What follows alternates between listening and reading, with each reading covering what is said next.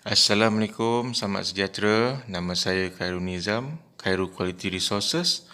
Jadi, saya baca dalam Facebook ramai kawan-kawan yang bermasalah lah regarding untuk macam mana nak renew Puspakom.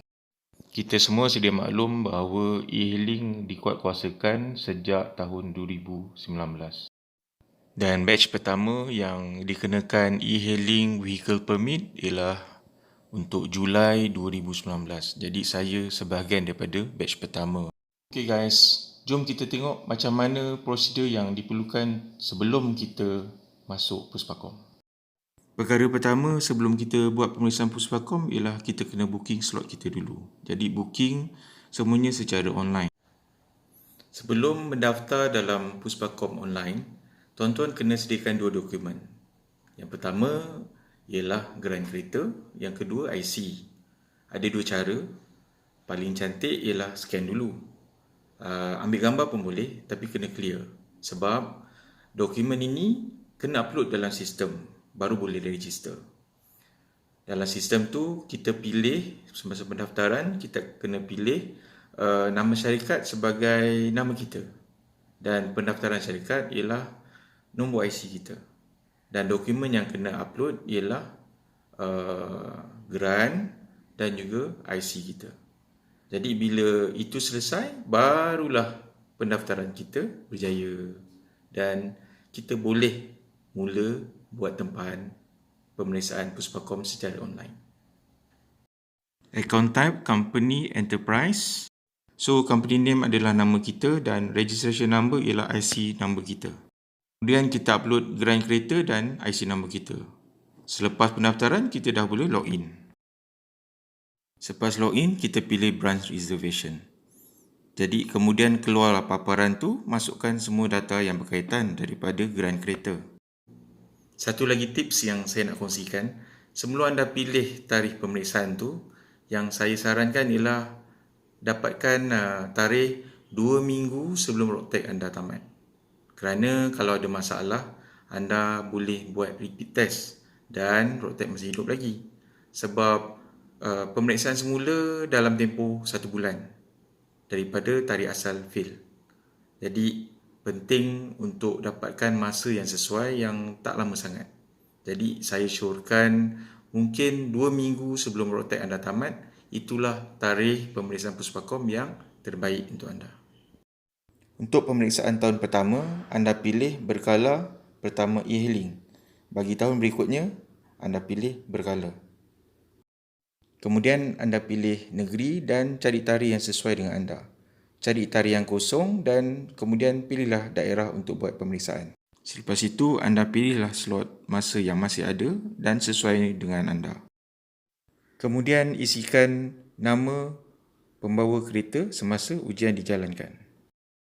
Sila pastikan semua data yang dimasukkan dalam sistem online itu tepat dan betul. Buat semakan jumlah pembayaran dan buatlah online banking untuk menyelesaikan bayaran. Ada dua harga yang kena bayar.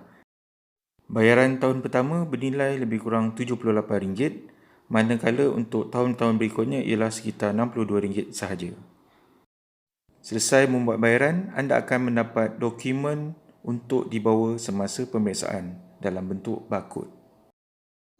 Okey, sebaik saja anda selesai membuat pembayaran online, anda akan dapat email daripada Puspakom. Dan ada dua attachment dalam email tersebut, iaitu yang pertama, resit pembayaran. Yang kedua adalah dokumen untuk pemeriksaan. Dan dalam dokumen pemeriksaan itu ada barcode kereta anda. Jadi, kedua-dua dokumen ini saya syorkan anda print dan simpan. Bawa ketika pemeriksaan kelak. Okey, selesai saja buat booking online. Yang penting ialah penyediaan kereta. Yang paling bagus ialah kita hendaklah membuat penyediaan kereta 1 bulan sebelum tarikh pemeriksaan. Anda kena beritahu mekanik yang kereta anda nak masuk Puspakom. Jadi, perkara yang paling penting ialah brake system mesti bagus dan handbrake mestilah dalam keadaan 3 klik. Semasa servis kereta, yang penting kena beritahu mekanik kereta nak masuk Puspakom. Jadi kena check brake system, kena adjust handbrake Kalau boleh handbrake tu trigger click, itu dia punya tips. Kemudian S-over nak kena check, signal semua hidup, lampu brake belakang hidup, tak ada mentol yang terbakar, itu paling penting. Kemudian servis macam biasa, kalau boleh buat flushing engine supaya tak ada asap, kurang asap ya. Itu pun ada diambil kira. Kemudian untuk cermin kereta, windscreen depan 70% penembusan cahaya. Jadi senang cerita untuk cermin hadapan tak boleh ada tinted langsung. Sebab cermin original sudah 25% tint. So tinggal 75% saja penembusan cahaya. Jadi windscreen tak boleh ada tint langsung. Untuk penumpang hadapan 50%. Jadi ada tint tak ada masalah. Tapi had dia ialah 50%. Untuk penumpang belakang dan cermin belakang tiada had. Jadi itu tak ada masalah lah. So kebanyakan kawan-kawan yang kali pertama dia terpaksa buka tinted yang cermin windscreen depan kalau dah ada pasang, itu memang akan fail. Dan juga mungkin mereka terpaksa tengok balik cermin untuk penumpang hadapan dan pemandu. Sebab kalau tint lebih daripada had, itu pun akan fail juga. Okey.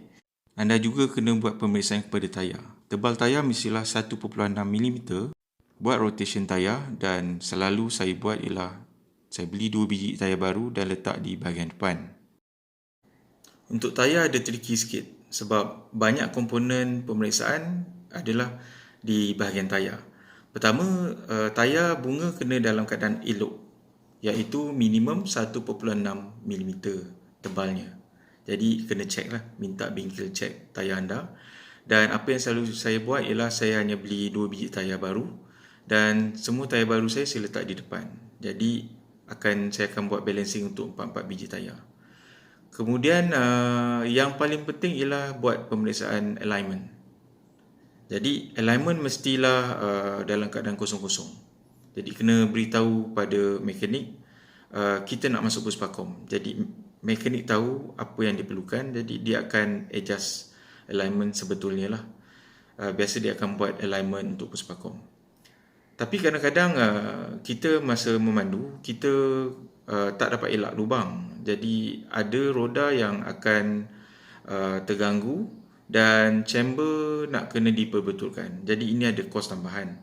Kalau mekanik kata semasa dia buat alignment, dia kata bang chamber ada lari, awak kena buat.